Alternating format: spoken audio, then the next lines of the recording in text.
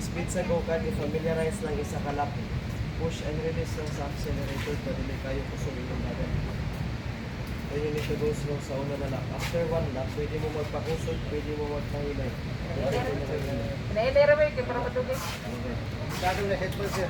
Basta iniklik ko, slow down lang muna lang sa accelerator pedal. If di siya muhinay, push sa brake. Iman niya, manubela sa two-seater, gahi kayo na siya. So every time mo i-hold siya for a while, depende sa order.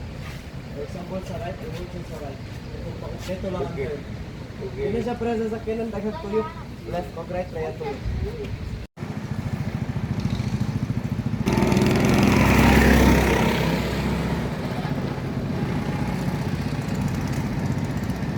Si Brian. Woo!